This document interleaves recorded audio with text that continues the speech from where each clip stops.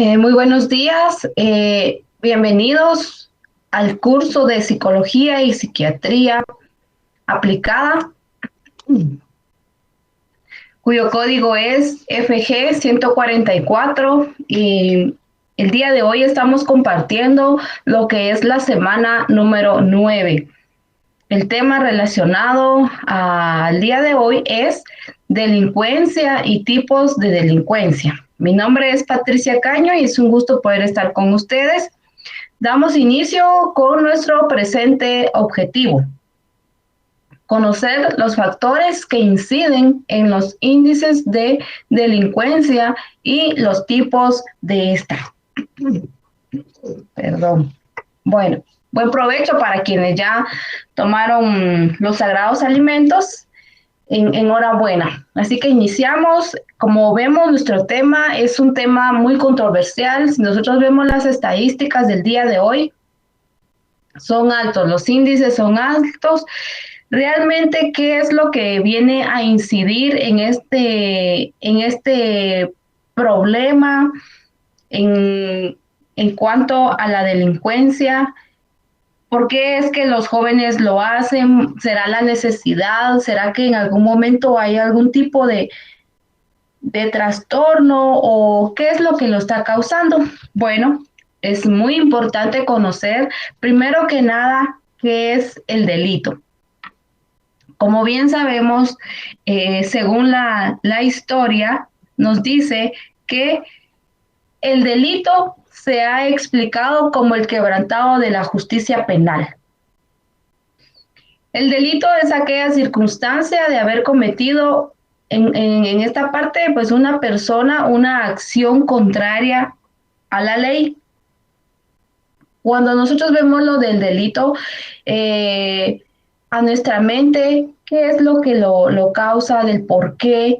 Recordemos que la delincuencia al día de hoy es un problema social, es un problema en donde ya la inseguridad que se presenta, que tienen los ciudadanos, ya no torna a ser como aquella seguridad de años atrás. Los lugares que son frecuentados en determinado lugar, en cierto horario, ya no están brindando aquella seguridad. ¿Qué es lo que lo viene causando? Bueno, podemos ver que el delito es aquella conducta sancionada por el derecho penal. Nosotros sabemos que en nuestro país, que en Guatemala, hay diversidad de leyes que en algún momento resguardan los derechos de la persona, del individuo. Ok, el derecho penal nos dice que cuando se infringe o cuando nosotros pasamos de la normativa, de los parámetros de una ley, es cuando se da una conducta inaceptable. Por ejemplo, el hecho de que una persona esté robando un centro comercial o un local, para la sociedad eso es inaceptable. La sociedad no está de acuerdo, lejos de acuerdo, esta parte en cuanto al poder robar, en cuanto a este delito. Entonces nos damos cuenta de que el delito tiene una característica que en algún momento viene y causa pues un conflicto entre una o varias personas o individuos, y que al grupo al que pertenece, en este caso, pues no todos los conflictos también pueden tornar a ser delitos. Por ejemplo, en algún momento en el delito se puede ver y se puede conocer la criminalidad. En la criminalidad hay un factor muy importante, lo que viene a ser ese miedo e intensidad en cuanto a lo que está pasando. Viene y despierta, hay un miedo, hay esta parte que viene y va a despertar una sensación en cuanto al responsable. Por ejemplo, si en este caso no respeta la ley, según en esta parte el derecho penal, que es quien lo hace ver y en algún momento es juzgado el individuo, si no se respeta la ley, se está cometiendo una falta. En Guatemala, lamentablemente, pues ya no se tiene ese respeto, o sea, las personas, los individuos que normalmente se dedican a delinquir, ya no respetan las leyes.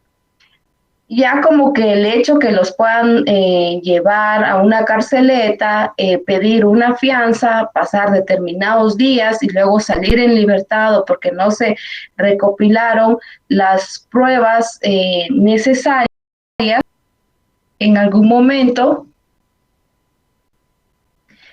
como no se tienen las pruebas necesarias, vienen y dicen, bueno, no hay ninguna condena, no hay un delito, no se le tiene por qué violar sus derechos y sale en libertad. Entonces ve la persona que es tan fácil y tan práctico el poder delinquir, el poder hacer daño, que como no hay pruebas suficientes, voy a salir. Solo pido un minuto, creo que cuestiones de internet no están bien, entonces vamos a cambiar la red, bueno, el usuario en este caso, para que podamos tener pues mayor claridad en cuanto al tema que estamos trabajando.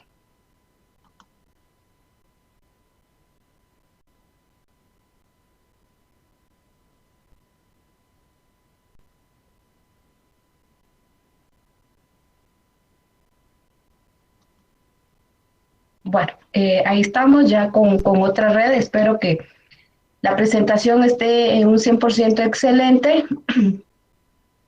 Bueno, acá no sé qué está pasando a nivel nacional, pero últimamente la compañía pues, no está prestando buenos servicios. Como yo les decía, lo del delito, retomando nuestro tema, veíamos en cuanto a este aspecto que personas que ya no tienen pues ni miedo ni respeto a la ley, porque saben, por ejemplo, por ejemplo, en algún momento los están extorsionando o los que están cobrando esa extorsión. ¿Qué pasa? Que normalmente van las personas pues ya cansadas de tanta delincuencia y de tanto cinismo y que la ley no actúa, pues son ellos mismos los que están actuando y recobrando en algún momento, digamos, justicia. ¿Qué es lo que pasa en este caso? Que viene se organizan las personas, los comerciantes, y toman al que está cobrando la extorsión y luego que si es vapuleado, que si llegan las autoridades y tienen que entregarlo, entre otros.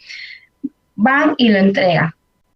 Como no hay pruebas suficientes, no hay evidencia, porque esa es otra parte de la ley en Guatemala, mientras no se compruebe, mientras no se presenten las evidencias necesarias, la persona no puede ser juzgada y no puede llevar una sentencia. Entonces, va unos días a esta parte a la cárcel, por decirlo de esta manera, paga una multa, una infracción o en algún momento pues alguna talacha, como le dicen, que eso le permita poder tener que no se pueda dañar su integridad física en esta parte, en el individuo, mientras le llevan un proceso de audiencia y ver si están las pruebas necesarias que le permita poder ser juzgado, por ejemplo. Y como no hay, aparentemente no hay evidencia, viene y sale.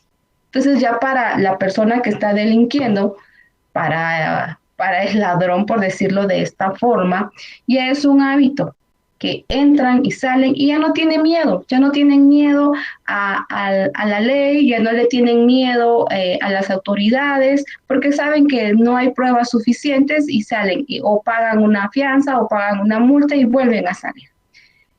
Entonces a eso vamos con las características del delito, el conflicto que provoca entre uno o varios individuos y que en algún momento pues la sociedad manifiesta esta parte, esta inconformidad.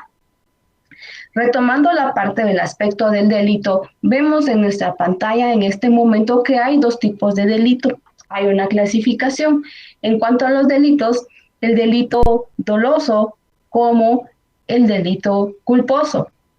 En este caso, pues déjenme comentarles que hay diferencia entre ambos, según lo hace ver las fuentes bibliográficas y también en cuanto al derecho penal. En el delito doloso se manifiesta, primero que nada, existe, se ve o tiene que existir pues un resultado previsto.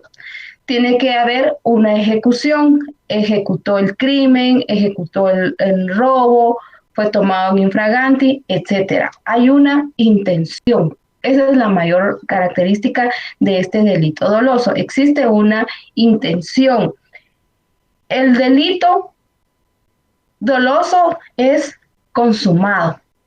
Lo dice, lo encuentran en el artículo del Código, en el artículo 13 del Código Penal. Acá podemos nosotros encontrar este tipo de información y la forma en que lo está viendo pues el Código Penal o prácticamente el derecho penal. Aparte de esto, en el delito doloso existen ciertos elementos de tipificación, varias categorías de la forma en que se puede llevar ejecutado. Ok, entonces el delito doloso con el culposo existe una característica, no son iguales, hay gran diferencia. Por ejemplo, en el delito culposo podemos ver e identificar que va a existir una acción, solo esa acción, o en algún momento puede ser una omisión. Existe o puede que haya una causa, un mal, que por cierta imprudencia o negligencia se dio.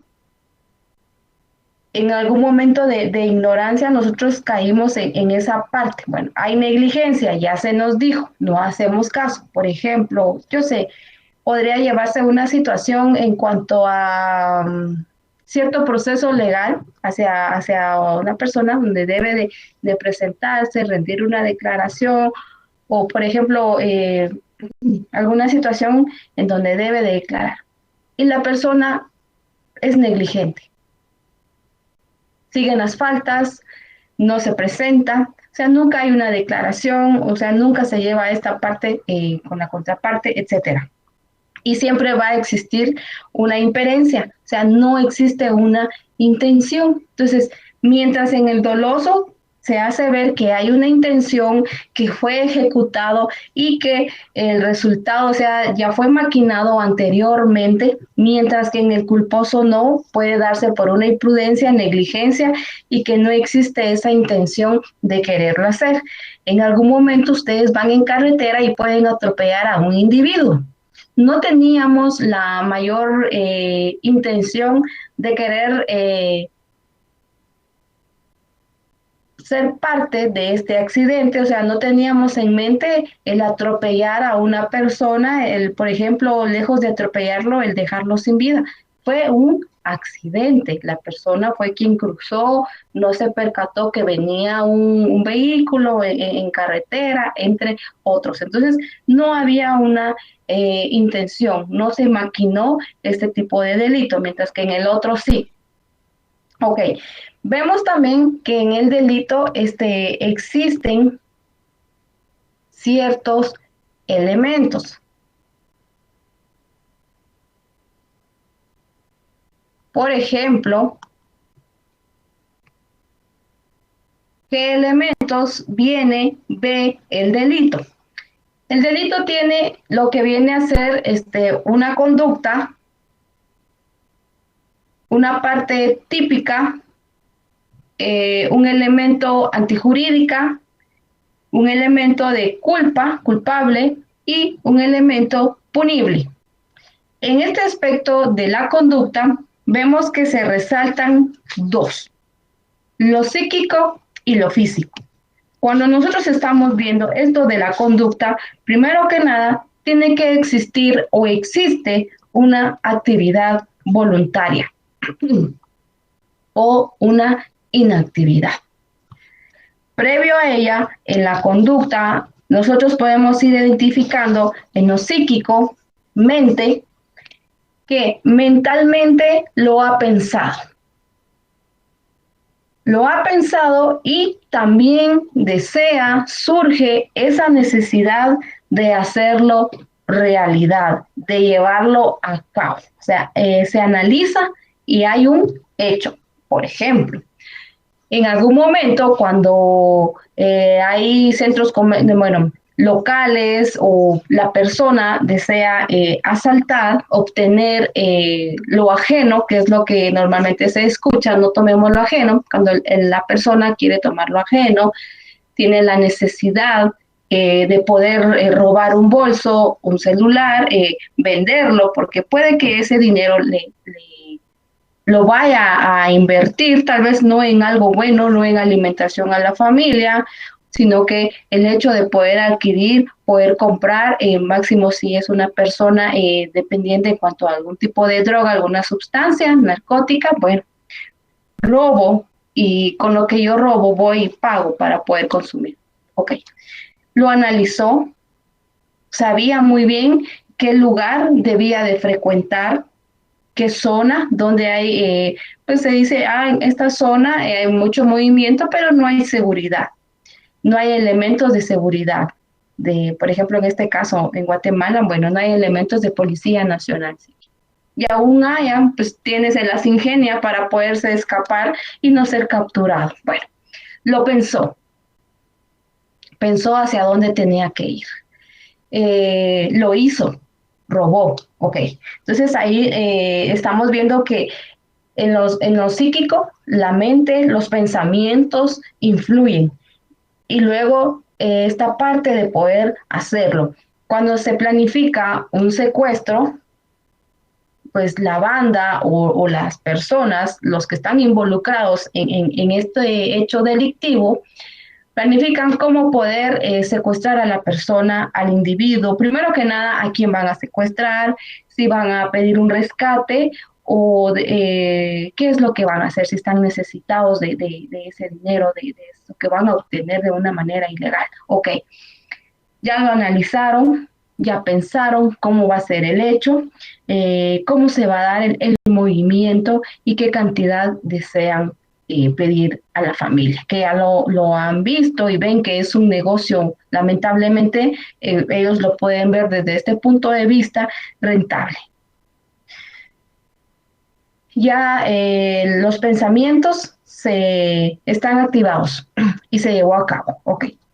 Mientras que en la parte física, en la conducta física, ¿qué es lo que pasa? En la conducta física, la parte del delito, se hace algo o se omite. En este caso, por ejemplo, el hecho de poder disparar un arma, vino, lo hizo, se la dieron, o yo qué sé, si quería salir, o por ejemplo, en algún momento personas que practican, van al polígono, y bajo la seguridad y hacia donde va, bueno, viene lo hace, sin dañar a nadie. Por ejemplo, en lo físico se puede decir también que no, cuando no hay una parte de un pago de alimentación alimenticia, debe de pagarla, debe de contribuir, debe de haber un depósito. Bueno, cuando son otro tipo de cuentas con el Estado, es otro tipo de situación, pero la parte es esta. Entonces vemos que hay una gran diferencia entre lo psíquico y entre lo físico. Ambas son partes del elemento de la conducta y que de una u otra forma pues se complementa. ¿Qué pasa con este aspecto de lo que viene a ser la típica? La típica no es más que aquella tipificación que existe en la ley.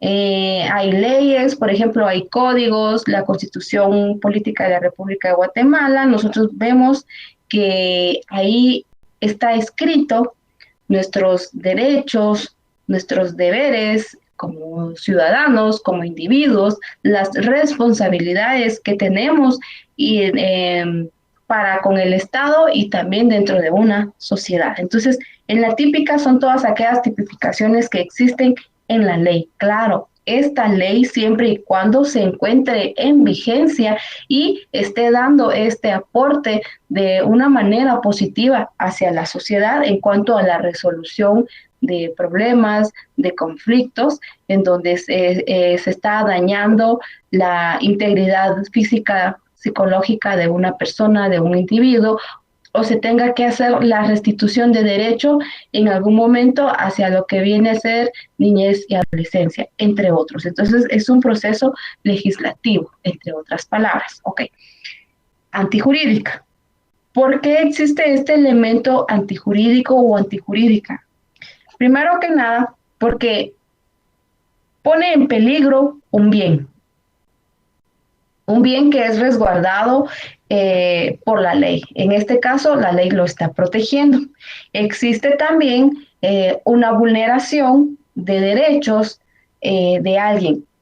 Por ejemplo, se está llevando a cabo, bueno, el señor juez tiene que dar una resolución, claro, la resolución no va a favorecer a ambas partes.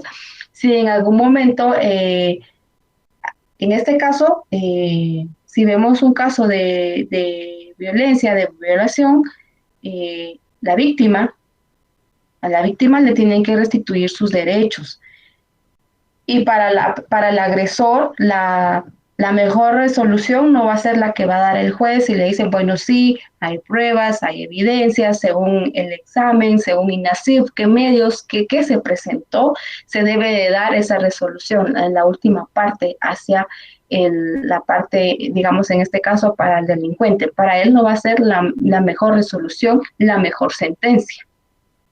Mientras que para la víctima sí, o sea, viene una parte de defensa. Eso es parte también de lo antijurídico en donde se da una vulneración de derecho y por ende tiene que restituirse, o sea, la defensa se le tiene que restituir sus derechos. Ok, culpable. Cuando vemos la parte culpable, nos estamos dando cuenta de que acá hay una parte con hechos pensados. Se analizó. Podríamos ir a estas partes del delito, donde está el delito doloso, que existe una intención, lo mismo, bueno, culpable, hay una culpabilidad, hay hechos, hay pruebas que demuestran, hay pruebas psicológicas, hay, por ejemplo, examen por medio de INASIF, o sea, hay otro tipo de pruebas que sí comprueban este tipo de situaciones. Entonces, lo culpable se dio lo pensado, el análisis, también la plena certeza de lo que la persona, el individuo estaba haciendo era un delito. El hecho de poder tomar lo ajeno o quitarle la vida a una persona por cuestiones esta situación de las extorsiones, van y no le dicen, bueno, vas a recibir, vas a cobrar la cuota, el dinero, y si la persona, el comerciante se opone, le quitas la vida. Van y lo hacen. Entonces, en esta parte podríamos decir que el extorsionista o el extorsionador ya lo sabía que lo que estaba haciendo era ilegal, que era un delito y que si era sorprendido y si se le iniciaba un proceso judicial, si se abría una carpeta en un proceso judicial, tarde o temprano debía de pagar pues este tipo de sentencia. Ok, punible, ¿por qué se dice punible? Porque vemos que en algún momento hay causas, hay una causa que lo inculpa, o sea, hay causas de inculpabilidad y eso lo podemos encontrar en el artículo 25 del Código Penal. También lo punible se hace ver en cuanto merece una pena o una pena excepto la causa que va y examina, por ejemplo, la responsabilidad y eso se hace ver también en el artículo 280 del Código Penal. Vemos que ahí sí que los abogados son los expertos, la rama de esta parte jurídica debe de analizar, investigar y profundizar, ver cómo fue el hecho, qué tipo de pruebas, bajo qué circunstancias y conocer la situación emocional, el informe que brinda el profesional de psicología viene a complementar esta parte de proceso. Antes de poder abordar esta parte de los elementos del delito, yo quiero compartir con ustedes un pequeño video. En algún momento lo vamos a interrumpir por cuestiones de tiempo porque necesitamos avanzar y me gustaría que ustedes pudieran tomar, pues, vamos a ver si se puede acá. Permítanme un momento.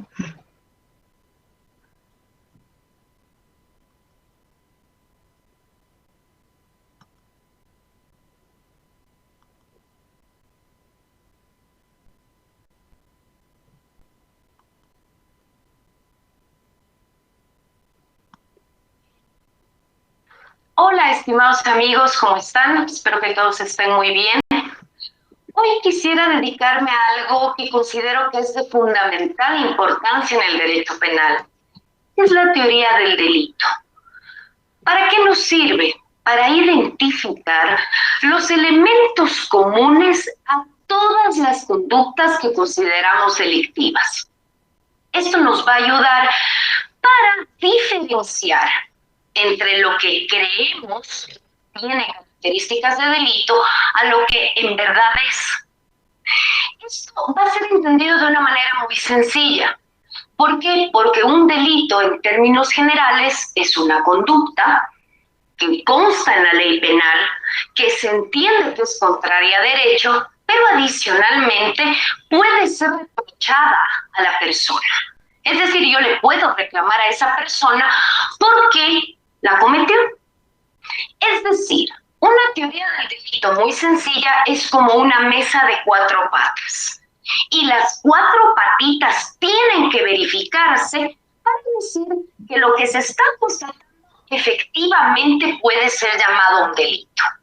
Estas 4 patitas tienen varios nombres, tienen varios elementos, los vamos a ir analizando poco a poco, pero por el momento usted sepa, cuando está ante una conducta que la puedo llamar como delito, primerito, conducta, primera patita. Segunda, se llama tipicidad, está tipificada en la ley. Tercera patita es antijurídica, es decir, es contraria al derecho. Y la cuarta y última patita se llama culpabilidad, esa es la posibilidad de reprocharle la conducta a alguien.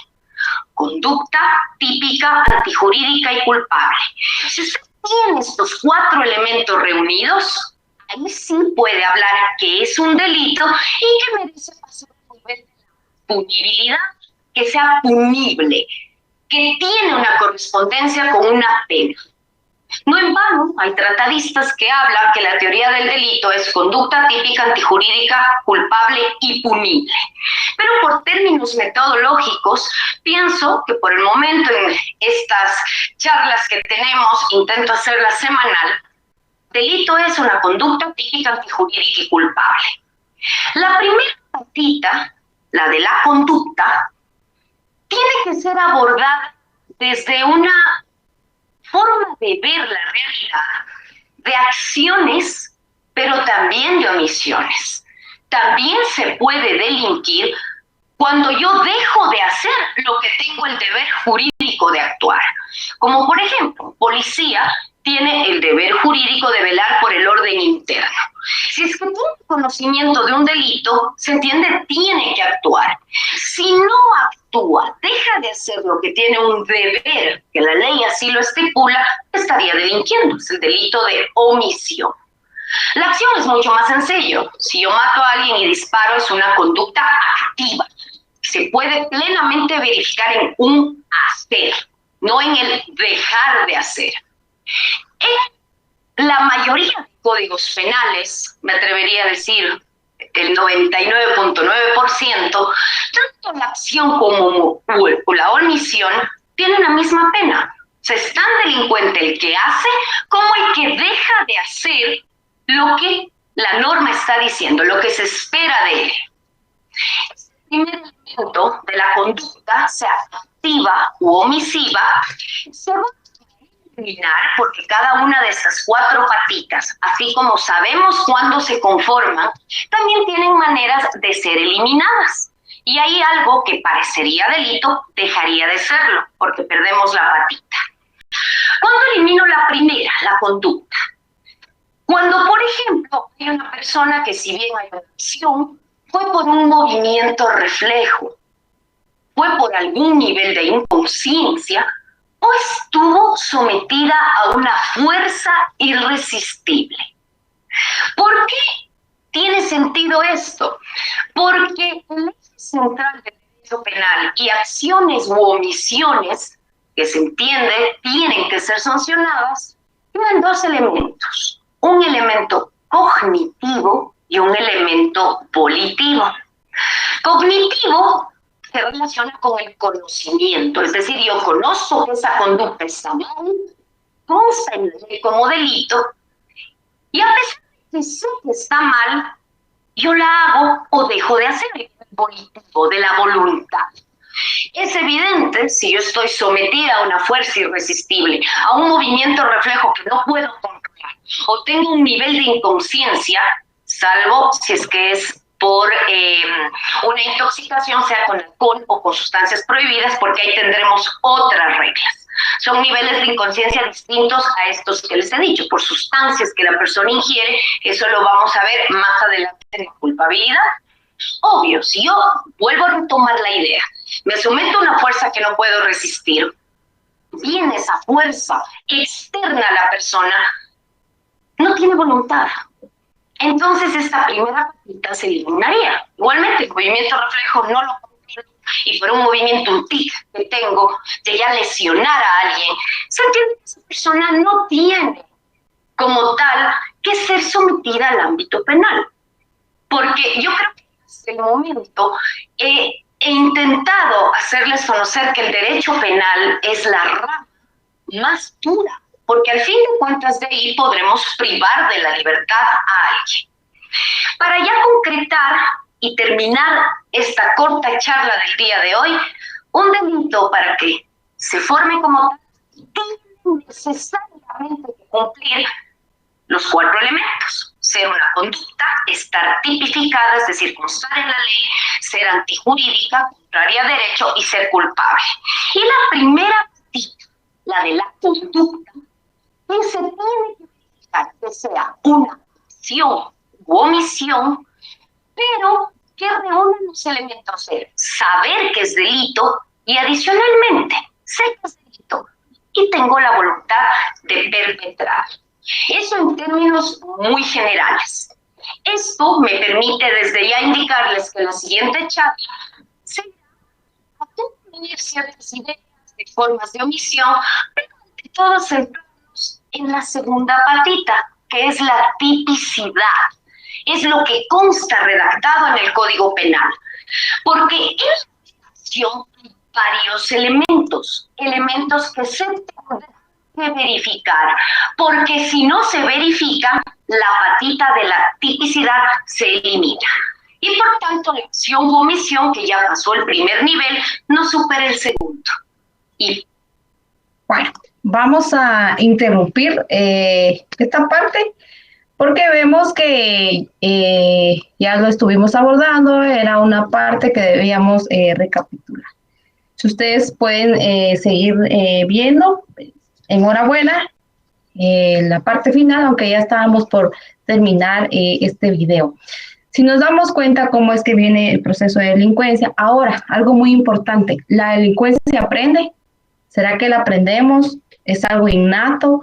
¿Qué es la delincuencia? Bueno, en esta parte vemos que hay 4 aspectos muy importantes que son del proceso de si la delincuencia se aprende o no. Está la asociación, está la adquisición de definiciones, entre ellos va la parte moral, va el reforzamiento diferencial de comportamiento, como la imitación de modelos prodelictivos. Cuando nosotros vemos la asociación, es cuando en esta parte o en este momento se ve que las personas muestran hábitos o aptitudes delictivas. Por ejemplo, un refrán, una manzana va a podrir a las demás. Si hay una manzanita dañada, por ende va a dañar el jugo y todo el proceso de descomposición que lleva al resto de las demás manzanitas.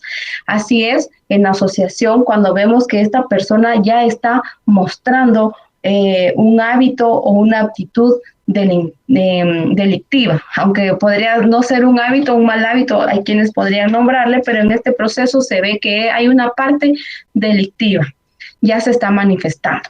En la adquisición de definiciones de moral, nosotros podemos ver también esta parte en cuanto a la justicia desde la parte moral. Lo justifica, por ejemplo, los hechos los va a justificar sus medios porque tenía necesidad, por ejemplo, un pequeño ladronzuelo va a justificar o según en lo moral, él puede decir desde su punto de vista,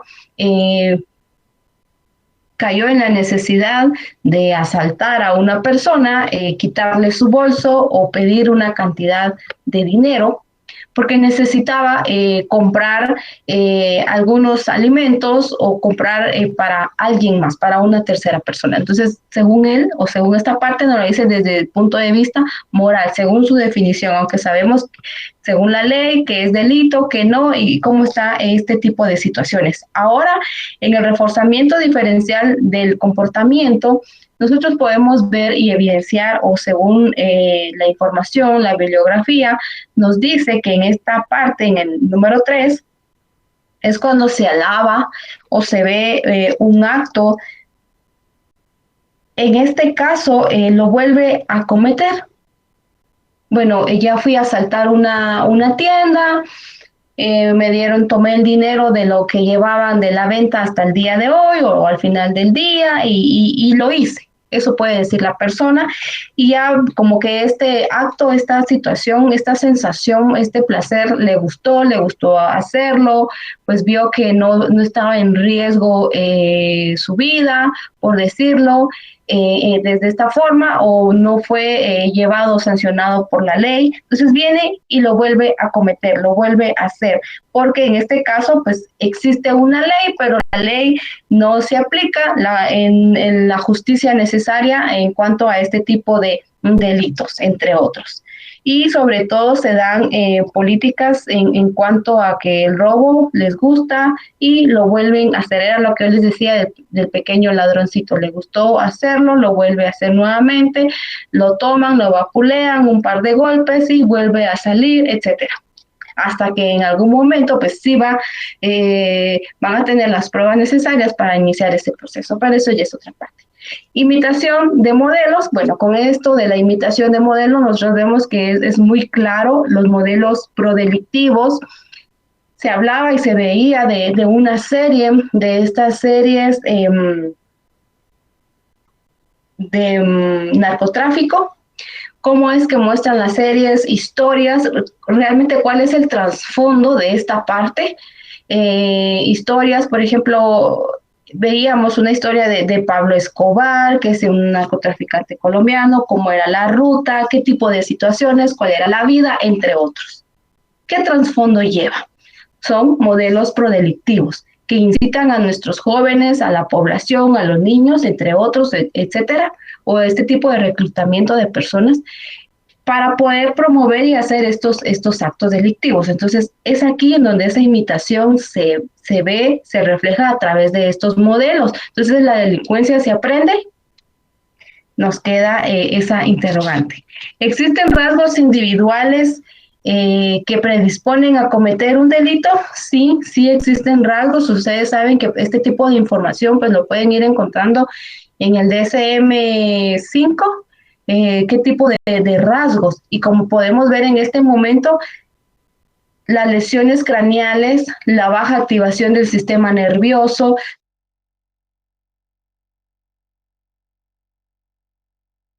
por la persona, por el individuo, o son exageradamente, los niveles son altos y no se busca este apoyo, pues hay acá un riesgo de poder predisponerse a cometer un delito. La falta de control de los impulsos es una tendencia que provoca en cuanto al cometer ciertos delitos. Entonces nosotros podemos ir viendo, evaluando cada uno de estos rasgos que existen. Entonces ya, ¿cómo es? veníamos viendo la definición del delito, qué tipos de delitos hay, qué elementos conlleva cada uno de ellos, y vamos a ya viendo un poquito más allá los rasgos individuales que se van a predisponer o en el individuo en cuanto al poder cometer un delito. Pueden ser delincuentes desde la infancia. Vemos en las diapositivas anteriores los modelos, esta parte en cuanto a cómo es que se va dando el ambiente. Entonces, pueden ser delincuentes desde la infancia, el trastorno negativista desafiante es parte de ello. Ustedes, bueno, se puede ver, se puede entender un poquito más allá con esta película El Ángel Malvado, según pues es protagonizada por McQueen King, en donde hace ver estos actos delictivos, en donde cómo se va dando esta situación del ángel malvado, lo disfrazan, entonces se puede ir entendiendo en cuanto, y la identificación es en cuanto a este trastorno negativista desafiante, entre otros. Entonces son rasgos que presentan, entre otros. Ya estamos para finalizar, ya estamos también para terminar lo presente. Tipos de delito. En los tipos de delito nosotros nos damos cuenta que según la modalidad de la realización, puede ser acción o omisión. En el video